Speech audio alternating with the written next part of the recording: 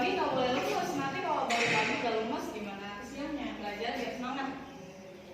Coba ikutin ibu ya. Tepuk semangat. Semangat.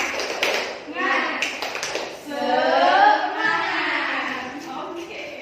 Diulang jawab sekali lagi tanpa ibu. Tepuk semangat.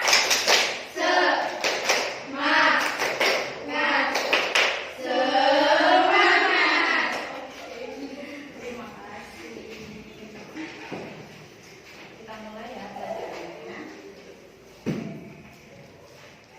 Pelajaran apa hari ini?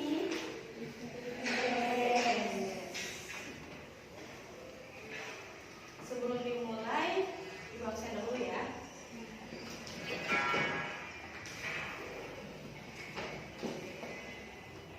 Cantika Putri Febiola hadir. Putri Salin. Calista Akila hadir. Fauna Amanda hadir. Kaila Zahra hadir.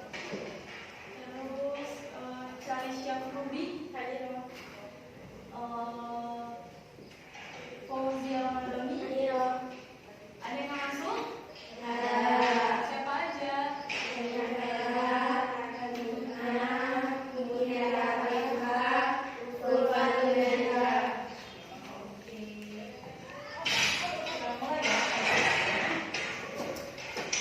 Di sini ibu udah nulis.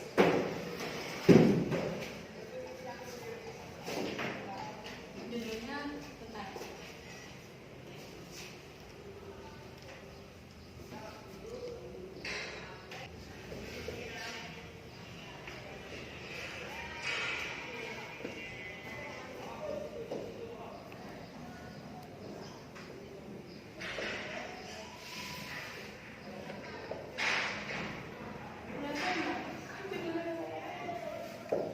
Boleh tulis dulu ya.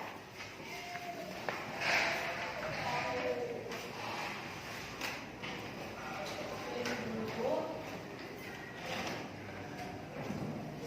Tulisannya kelihatan nggak? Kelihatan ya? Kalau ada tulisannya yang nggak jelas, boleh ditanya ke ibu ya.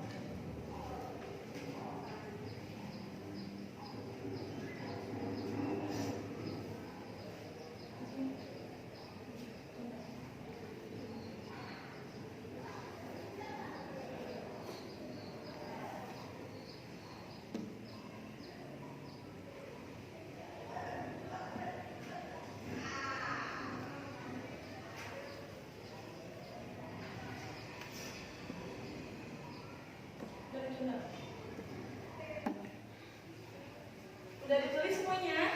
Sudah. Nah, sesuai dulu ya.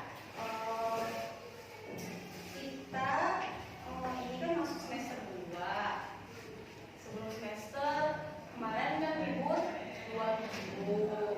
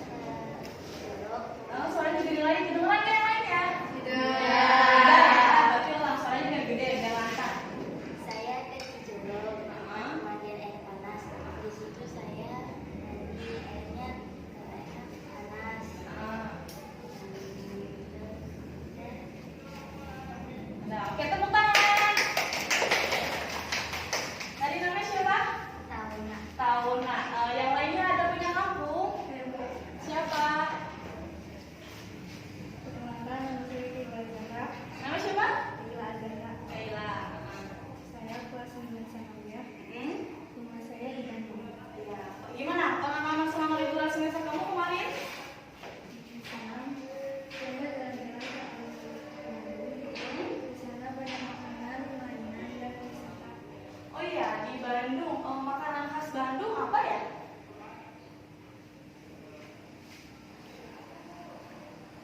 Ya. Gimana? Apa makanan khas di Bandung? Ada somai Bandung, seblak Bandung. Somai Bandung sama seblak Bandung. Di sini juga banyak ya somai sama seblak Bandung. Beda nggak rasanya di Tangerang, di sini sama di Bandung? Sangat beda. Yang di Bandung itu lebih enak. Yang di Sumber itu pastinya lebih basah. Sebenarnya yang di Bandung itu lebih enak. Lebih enak ya. Boleh kapan-kapan kita ke sana ya, ke Bandung, ke rumah siapa? Rumah Kayla. Oke, terima kasih. Silakan duduk. Kita masuk ke pelajaran. Di sini ada perdagangan internasional. Sebelumnya, ada yang tahu nggak perdagangan internasional itu apa? Ada yang tahu nggak? Nggak ada yang tahu ya. Oke, perdagangan internasional itu proses tukar menukar adanya kesepakatan dari dua belah pihak. Jelas ya di sini perdagangan namanya dagang itu tukar menukar. Kayak misalnya saya punya duit, kalian punya barang, ditukar. Nah di situ juga ada negosiasi. Negosiasinya bisa bahasa kitanya tuh apa ya? Nawar, bisa tawar menawar. Nah, cuma di sini perdagangan internasional. Jadi dari satu negara ke negara lain itu tukar menukar. Misalnya kayak dari negara Indonesia, kita banyak di Indonesia itu batu bara. Kita kaya akan sumber daya alam, cuma kita kekurangan sumber daya manusianya. Nah, sumber daya alamnya apa? Indonesia itu akan kaya adanya sumber daya alam. Seperti kita kebanyakan tuh batu bara, terus lautnya itu juga kan banyak ikan-ikan. Kita kaya akan itu daripada negara-negara lain. Nah dari negara lain juga banyak tukar menukarnya. Kita mengekspor ikan ke luar negeri. Begitu juga dengan luar negeri mengekspor ke Indonesia. Terus faktor perdagangan internasional. Di sini ada pasar bebas, perbedaan kondisi geografis, terus juga ada perbedaan. Oke, di sini ada faktor pendorong perdagangan internasional. Apa aja? Nah, selanjutnya faktor pendorong perdagangan internasional yaitu perbedaan teknologi. Tidak hanya berbeda sumber daya alam saja, tetapi berbeda sumber daya manusianya juga dapat menyebabkan perbedaan kemampuan dalam hal teknologi. Perbedaan teknologi menyebabkan suatu negara yang hanya bisa menghasilkan barang mentah harus mengekspor ke negara lain untuk diolah dan diimpor kembali ke negara. Selanjutnya di sini ada jenis perdagangan internasional. Yang pertama, ekspor dan impor. Seperti yang Ibu tadi jelaskan di awal, ekspor adalah dari barang dari dalam negeri ke luar negeri. Itu namanya ekspor. Kita di Indonesia punya produk apa? Seperti tadi yang tadi Ibu bilang, batu bara. Batu bara kita kaya akan batu bara, kita ekspor dari Korea, Cina atau ke luar negeri. Jenis perdagangan internasional yang kedua yaitu barter. Barter itu tukar menukar. Nah selanjutnya konsinyasi. Konsinyasi adalah penjualan dengan pengiriman barang ke luar negeri yang belum ada pembelinya tertentu di luar negeri. Penjualannya dapat melalui pasar bebas. Perdagangan yang dilakukan melalui perjanjian dagang. Jadi kalau konsinyasi itu belum ada pembelinya. Kita udah ngirim, belum ada pembelinya. Terus kita sebelum mengirim, kita tulis perjanjiannya. Misalnya nih, dari Indonesia mau kirim rempah-rempah. Nah, di luar negeri itu belum ada pembelinya, tapi kita udah nulis perjanjiannya. Dari misalnya nggak boleh lebih dari 2 bulan, terus rempah-rempahnya harus yang bagus, nggak boleh ada yang bau. itu namanya jenis perdagangan yang konsinyasi. Jadi belum ada yang ngebeli, kita harus bikin perjanjian. Itu namanya perdagangan konsinyasi. Jelas? Jelas. Ya. Selanjutnya barter costing. Barter costing itu perdagangan timbul dari dua negara yang saling berdekatan untuk memudahkan penduduknya. Saling melakukan transaksi perdagangan internasional menjadi agenda penting dari suatu negara. Bukan hanya sekedar ketentuan komersial saja, tetapi juga dari segi kerja sama antar bangsa. Nah, selanjutnya penyeludupan. Penyeludupan itu merupakan suatu usaha yang bertujuan memindahkan kekayaan dari suatu negara ke negara lain tanpa memenuhi ketentuan yang berlaku. Penyelundupan merupakan kegiatan yang tidak baik dan merupakan suatu kriminalitas. Selanjutnya, di sini ada manfaat perdagangan internasional. Lihat, di sini ada manfaatnya. Manfaat perdagangan internasional itu banyak sebenarnya, cuma di sini ada 3 yang akan saya jelaskan. Yang pertama, kebutuhan setiap negara akan dapat terpenuhi. Jelas ya, kalau manfaatnya itu misalnya kayak negara Jepang kurang akan adanya batu bara, dia lebih negaranya dapat terpenuhi, kayak misalnya dia kurang batu bara, kurang rempah-rempah, atau kurang ikan-ikanan. Tadinya dia sulit karena adanya perdagangan internasional, adanya ekspor, adanya barang, barter, jadi dia akan terpenuhi dengan kebutuhannya sehari-hari. Yang kedua, manfaatnya negara yang mengekspor memperoleh devisa. Yang ketiga, pendorong kegiatan ekonomi negara. Jelas. Jadi gini, namanya pertukaran antar internasional, perdagangan itu pendorong kegiatan ekonomi negara. Jadi tadinya kita Indonesia pemasukan dari negara lainnya sedikit, misalnya nggak ada. Jadi karena adanya barter, tukar menukar antar negara kan itu jauh ya. Misalnya kayak dari sini ke Jepang, ke Malaysia, ke Eropa, ke Amerika, itu kan butuh uang yang banyak. Dengan adanya itu, jadi kita lebih dapat menguntungkannya. Dengan duitnya misalnya ada banyak keuntungannya, duitnya juga lebih banyak. Jadi sini jelas. Terus hambatan perdagangan internasional. Adanya kebijakan impor yang dilakukan suatu negara.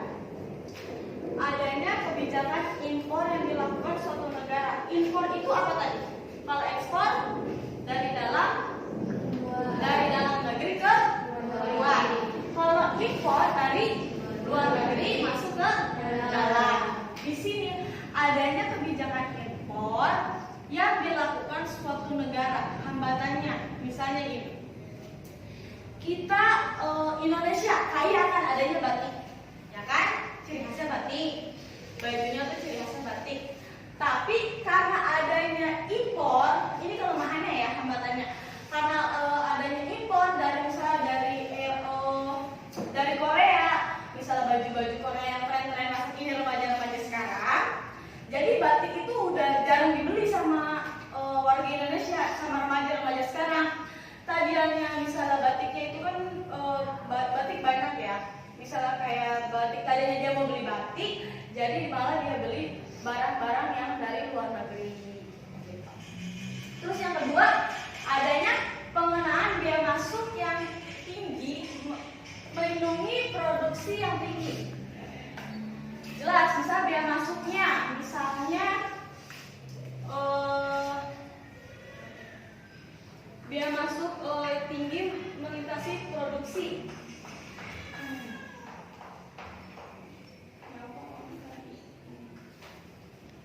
Adanya penggunaan biaya masuk yang tinggi guna melindungi produksi dalam negeri dari produksi luar negeri, maka setiap negara akan melakukan tindakan.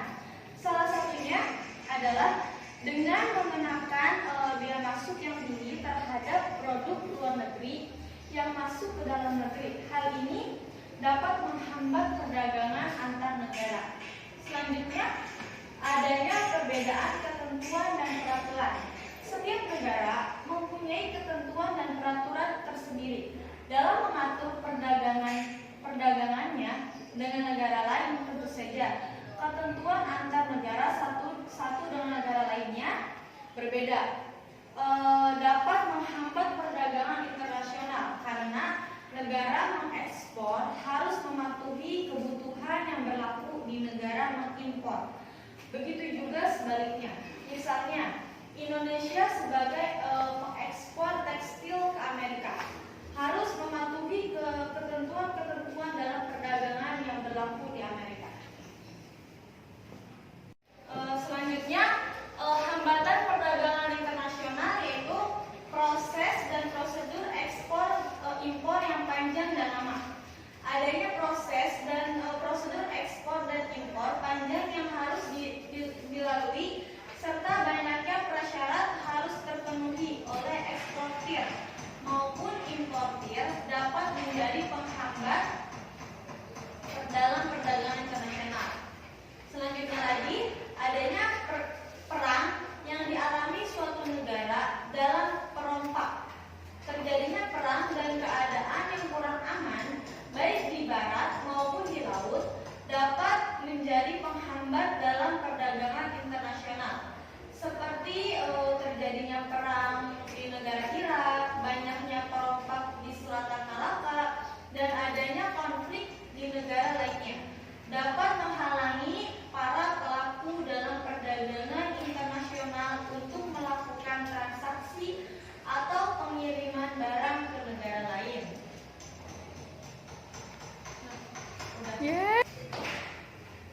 Nah, jelas ya tadi ada faktor pendorong perdagangan internasional, ada jenis perdagangan internasional, adanya juga manfaat perdagangan internasional, adanya hambatan perdagangan internasional. Dalam dunia itu kita saling membutuhkan.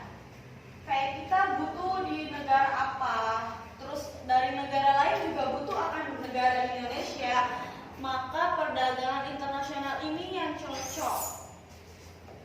Duh, pada lemes-lemes nih. Ngantuk ya? Coba bangun semuanya, bangun, kita main pijet-pijetan. Bangun. Bangun.